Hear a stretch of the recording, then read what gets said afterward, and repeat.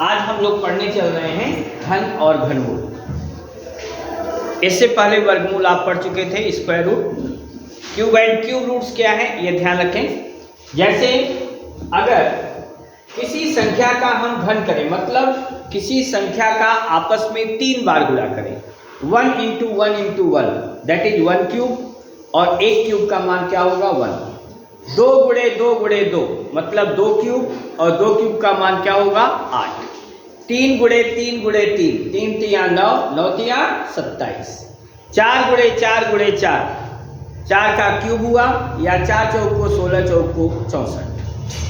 इस प्रकार से अगर किसी संख्या का 3 बार आपस में गुणा कर दिया जाए उसे उसका हम घन कहते हैं। जैसे देखिएगा 1 का क्यूब 1, 2 का क्यूब 8, 3 का क्यूब 27, 4 का 64, 5 का क्यूब 125, 6 का क्यूब 216, 7 का क्यूब 343, 8 का क्यूब 512, 9 का क्यूब 729, 10 का क्यूब 1000। कम से कम 1 से 10 तक का क्यूब याद रखना जरूरी है। अब इसमें पहली चीज जो अधिकतर सवालों में पूछा गया, अधिकतर एग्जाम में पूछा गया कि किसी संख्या का घन करने पर उसका इकाई का अंक क्या होगा। तो याद रखिए किसी संख्या का घन करने पर इकाई का अंक सभी मिल गए। यहाँ देखिए 0 भी मिल गया, 1 मिल गया, 2 मिल गया, 3, 4, 5, 6, 7, 8 और 9 सभी अंक मिल रहे हैं। तो किसी भी संख्या का घन करने पर उसका इकाई का अंक 0 से लेकर 9 तक होता है। जबकि बताया गया था कि किसी संख्या का अगर वर्ग किया जाए तो उसका इकाई का अंक 2, 3, 7 अथवा 8 नहीं हो सकता है। किसी संख्या का वर्ग करने पर उसका इकाई का अंक 2, 3, 7 अथवा 8 नहीं हो सकता है। ये याद रखना होगा। घनमूल क्या होगा? अगर वही जो घन संख्या है वह संख्या खुद में उसका घनमूल हो गई।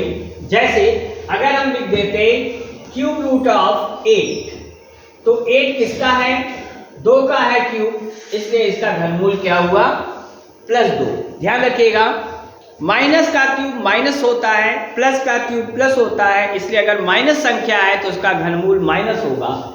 जैसे अगर हम पूछ देते कि क्यूब रूट ऑफ -216 तो -6 होगा आंसर।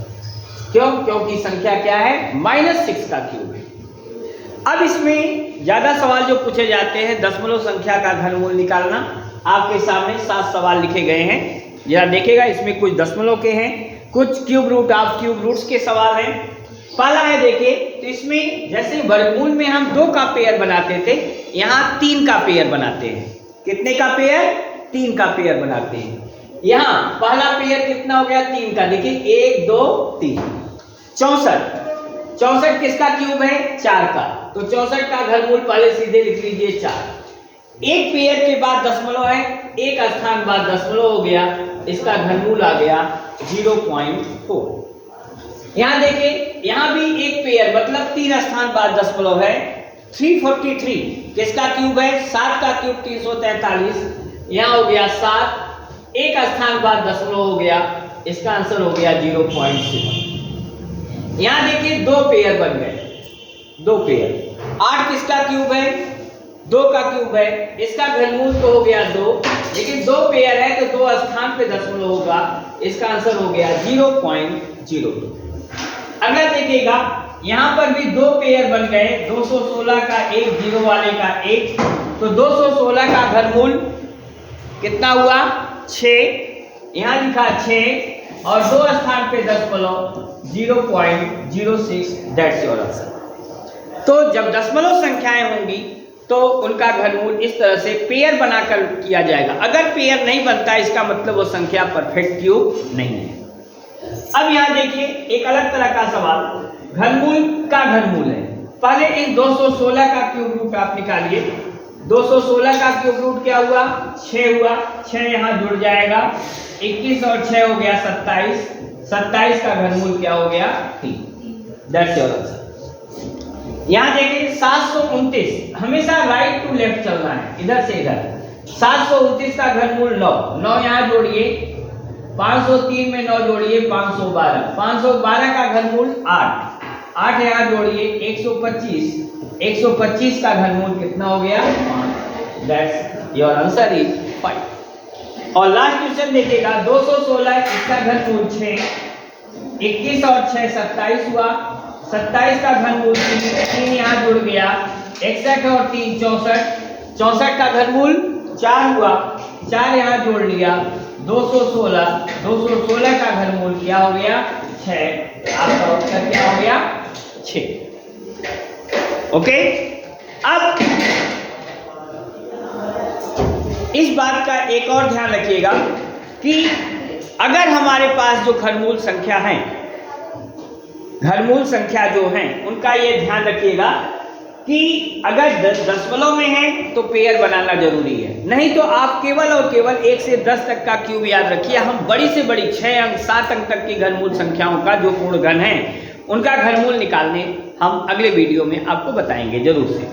पहले आप सुनो कि यह है वह छोटी से छोटी संख्या ज्ञात करें जिससे 1323 में गुणा करने पर वह पूर्ण वर्ग हो जाए या पूर्ण घन हो जाए। पूर्ण वर्ग पढ़ा चुका हूं, पूर्ण घन हो जाए तो 1323 को आप तोड़ेंगे।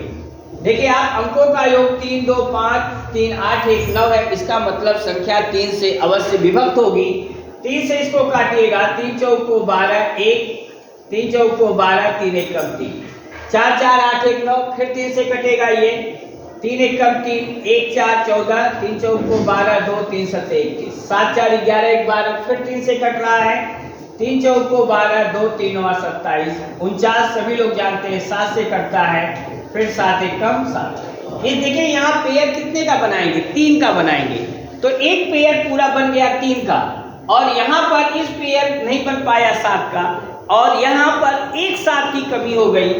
इसका मतलब कितने से गुणा किया जाएगा, तो 7 से गुणा करने पर संख्या क्या हो जाएगी पूर्ण घन हो जाएगी। ये आपका आंसर ठीक है। तो इसमें सबसे बड़ी चीज है कि पहले हमें 1 से 10 तक का क्यूब 1 से 10 तक का क्यूब याद रखना है, उसी के आधार पर ये आगे संक्रियाएं हैं।